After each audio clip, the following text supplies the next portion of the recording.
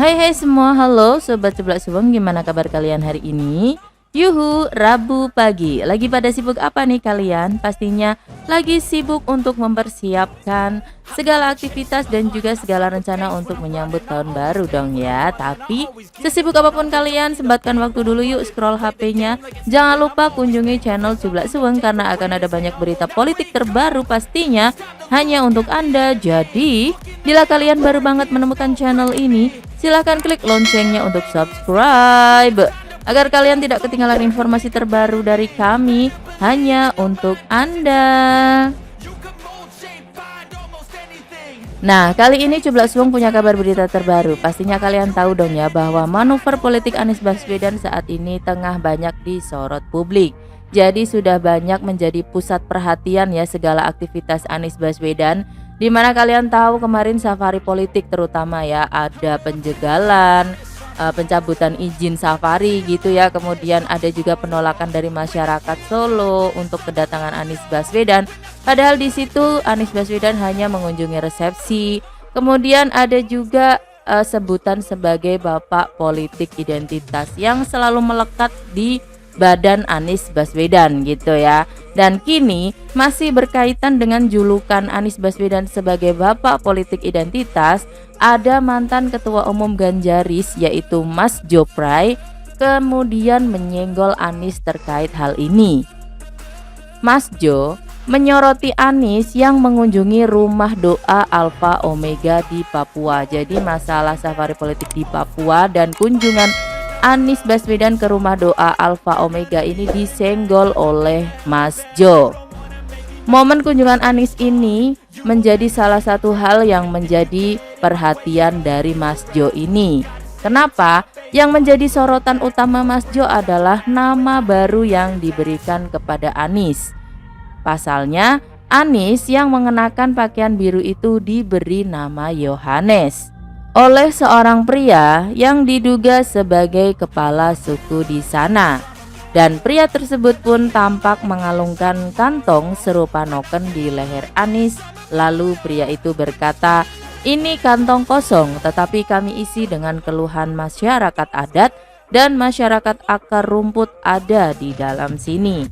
Jadi Anies Baswedan ini seperti dikalungkan sebuah harapan dari masyarakat Papua ya, di mana isi kantong itu adalah berbagai keluhan dari masyarakat Papua yang diharapkan bisa didengarkan oleh Anies untuk diwujudkan ketika Anies Baswedan terpilih menjadi presiden di 2024. Mungkin harapannya seperti itu ya. Tetapi momen inilah momen dimana Anies ini dikalungkan harapan itu dan diberi nama Yohanes, inilah yang digoreng oleh Mas Jo. Dimana Mas Jo mengatakan fokus ya pada nama Yohanes yang disematkan untuk Anies Baswedan ini. Soalnya apa? Menurut Mas Jo, Yohanes itu adalah nama seorang nabi di ajaran Nasrani.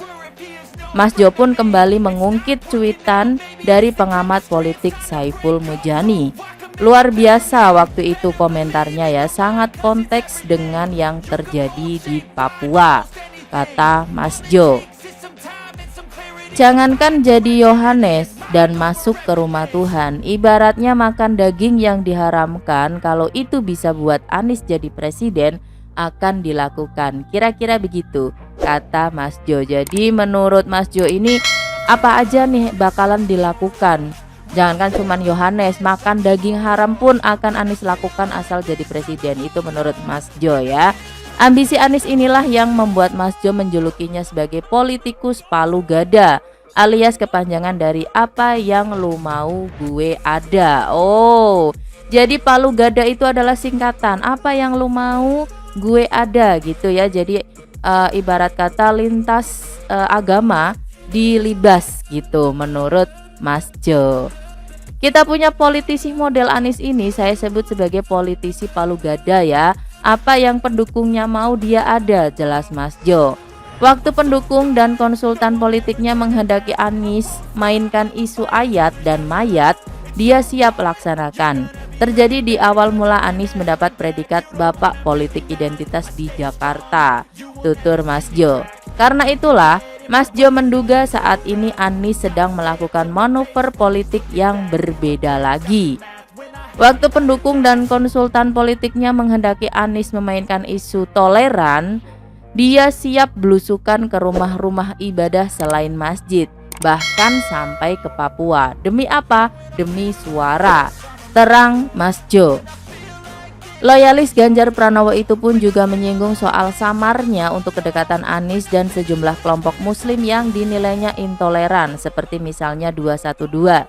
Waktu pendukung dan konsultan politiknya menghendaki Anies makin terlihat toleran, menghendaki Anies jangan terlalu dekat dengan tokoh-tokoh intoleran untuk sementara, Anies pun akan lakukan. Sementara LDRan dulu lah ya sama geng 212 dan pentolan ormas intoleran. Semua demi naiknya hasil survei. Segala cara akan Anies lakukan, bahkan ketika belum jelas partai mana yang akan ikutan lagi. Dan bahkan belum jelas yang akan mendukung dia siapa aja, kata Mas Jo. Jadi menurut Mas Jo ini Anies itu akan melakukan segalanya demi naiknya level hasil survei dan demi bisa menjadi presiden di 2024. Entah itu harus lintas agama gitu ya, harus terlihat toleran, itu akan tetap Anies lakukan. Misalkan harus LDR dulu sama 212 padahal deket, itu nggak masalah. Yang penting tujuan Anies yaitu menjadi presiden 2024 bisa terlaksana. Itu menurut Mas Jo. Jadi gimana menurut kalian?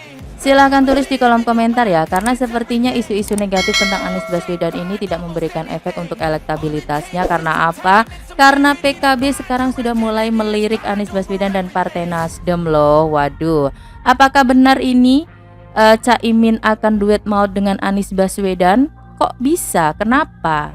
Nah, di sini manuver Wakil Ketua Umum Bidang Pemenangan Pemilu DPP PKB yaitu Jazilul Fawait untuk membuka komunikasi dengan Nasdem sepertinya dinilai sebagai hal yang realistis ya.